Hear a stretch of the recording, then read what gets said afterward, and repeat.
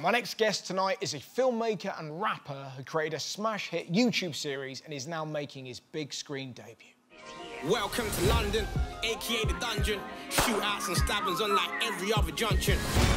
An eye for a night, sometimes innocence die. Where's being real got you, huh? Mothers burying their sons, man, that shit ain't right. That's my son in there. I'm his mother, and no one ain't come to tell me nothing.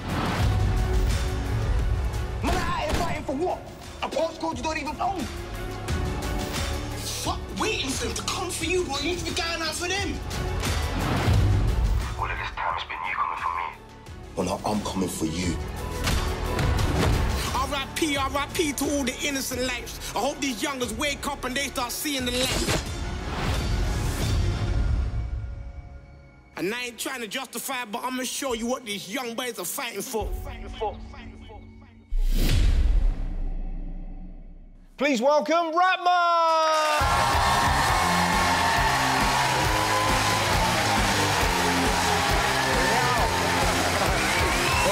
Brother. Big up, I'm good. Thanks very much. I like this chair. Thanks for coming on the show. Big up. What a couple of years it's been for you, though. Self-funded films 2 years ago, and now a fully-fledged film coming out. Yeah, man, it's like a dream come true. Some people may know you from Shiro's Story. For those who don't, can you explain what that was? Shiro's Story was like a short film narrated through rap. Like, it's 50% rapping, 50% dialogue. I wrote it end of 2016, and I released it in 2018, and literally it changed my whole life. It's kind of blown up on YouTube, hasn't it? Changed my whole life. Like, I've never received 1 million views on YouTube before, so I remember releasing it. I'm saying, "Hi guys, here's my new visual. If it gets to 1 million views, I'll give you a part 2. I'm thinking I'm never gonna have to write a part 2, because I've never had 1 million views. I just threw that out there as like a promotional line. And then 4 days later, it's got 1 million views. Really? The whole world is waiting for a part 2. Shit. It was crazy, yeah, and I didn't have no idea. Like, yeah, exactly. I was like, wow. You thought you had a couple of years. Yeah, right? like, I think easily, minimum a couple of years, because I've never ever got nowhere near 1 million views, but it just goes to show, like, you just never know what's gonna connect, you know? Like, so, done part 1, that went 1 million views in 4 days, part 2, 1 million views in 2 days, part 3, 1 million views in 5 hours, and it just went viral everywhere. And, yeah, man, I found myself, after that, I found myself in the news, in the newspapers, on all the TV breakfast shows, and from all that, Hollywood came calling. yes, Jeffrey Katzenberg, Steven Spielberg's partner. And he was desperate for you. Yeah, he really, it's like he's telling people, we want short content, like 10 minutes, and they're probably asking him, how can you be entertained in 10 minutes? And then all of a sudden, someone sends him Shiro's Story, which part 1 was 10 minutes, and it went so viral. He was like, this is exactly what we're talking about. So he reached out and said, look, I want to work with you. I want you to do some shows for me. And he offered me a lot of money. And he wanted me to come now. And I'm like, rah, okay, but I got a film that I might be doing, you know, because that contract was there for that. And he's like, well, you know, we feel like you should come over here. It's Hollywood, you know, you can always go back and do your film later, you know, but it's your decision. So I was like, cool. I have to think about it, so I'm thinking about it, and everyone's calling me, what should I do, what should I do? But then I just figured this movie is so important to me, and it's got such a powerful message.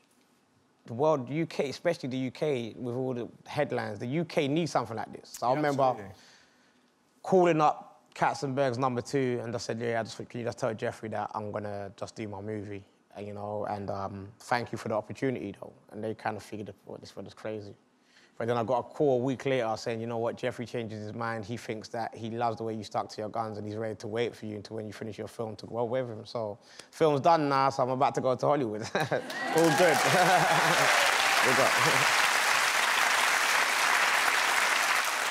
And then it got super weird and exciting because Jay-Z called up. The Jay-Z one was a bit of a no-brainer. That was always gonna get signed because what was so great about the Jay-Z deal, I could still do everything I want to do, and he would manage me to help me take it to the next level, you know? So is Jay-Z your manager? Yeah.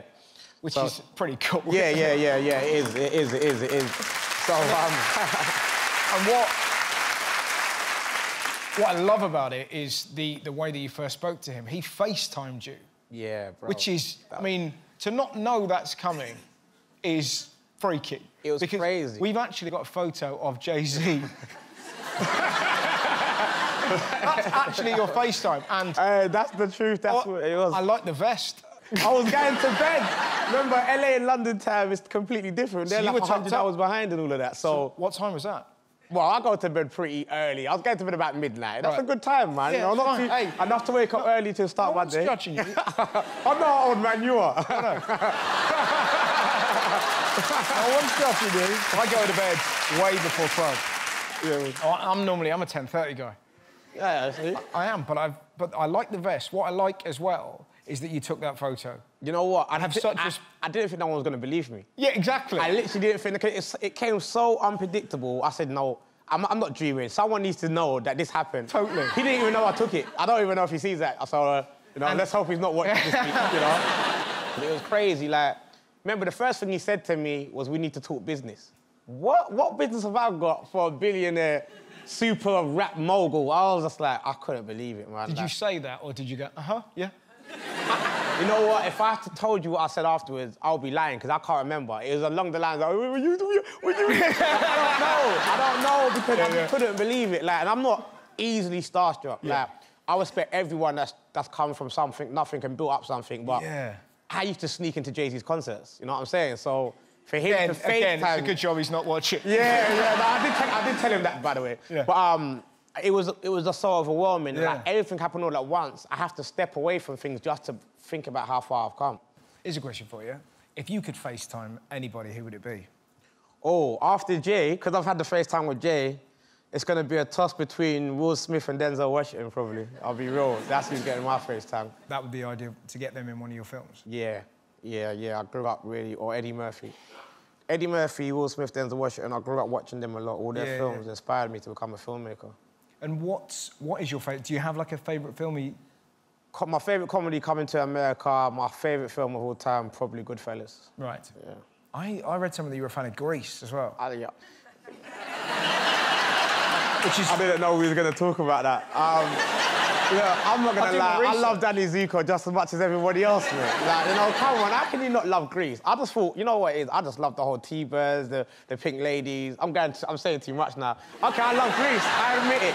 I do love Grease, man. I ain't going to lie. I was into Grease, West Side Story. I don't know. I just loved all the stories, man. Yeah.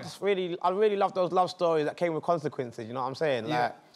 Yeah, man, I was a big fan. I ain't said that on TV before, by the way. So. That's absolutely fine. Yeah. but it's quite interesting because Shira's story is quite a sort of traditional sort of story of betrayal and redemption and revenge and love, and it's like there's quite sort of central themes that you would get in kind of like biblical. It's biblical stuff. Definitely. But you've basically zhuzhed it up. Yeah, because I grew up so influenced by those stories. I went to a Catholic school where they were telling me Bible stories every other day. And they really stuck with me, man. Like all the Judases and, the Moses. So I think it stays subliminally in you. So when I'm writing, I write in a certain way where I'm always probably mimicking the Shakespeares and the biblical stories. And, I'm happy with it because I think that they were the greatest stories. And then if you're ever, short of influence, tell me more. Tell me. Funny. Now, and you also, not to get too happy about Jay-Z, I'm just fascinated, but you went to the Roc Nation brunch. Oh, yeah, that was a mad experience. Take us through that. It's like an exclusive party for everyone in the Roc Nation and Jay-Z's friends that are in the industry. And what are we dealing with, brunch? Literally... What kind of food? Some exclusive ravioli. Like, I don't know what type of ravioli it is, but it tastes like diamonds, mate. And you'll be in the room, and right next to you is Kevin Hart taking a selfie with P. Diddy, ravioli?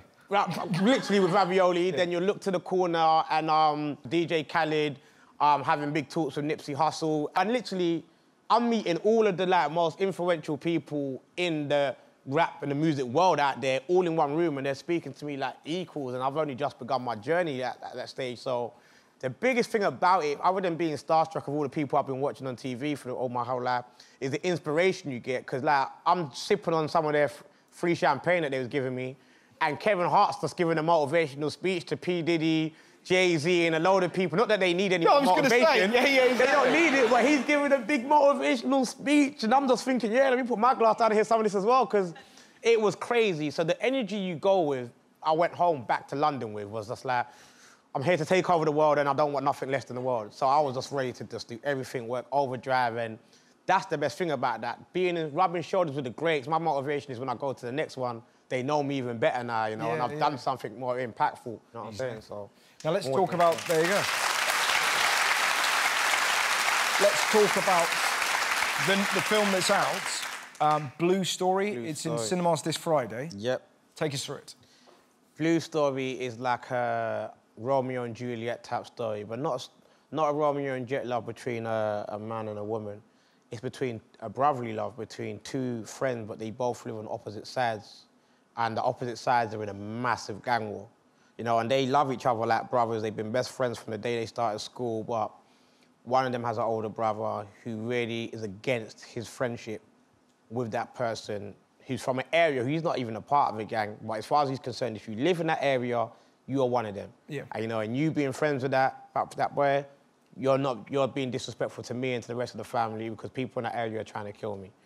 And they go through an emotional journey, man. Two best friends, you know, it's a test to see if the friendship lasts, man. I don't want to say too much because I think everyone in here should go watch it on Friday. Everyone at home should go watch it because it's my best work. I've worked so hard on it. It's really emotional and it's not what people think. And are you anticipating like a sort of Daily Mail backlash of saying that it sort of glamorises violence and knife crime and stuff like that?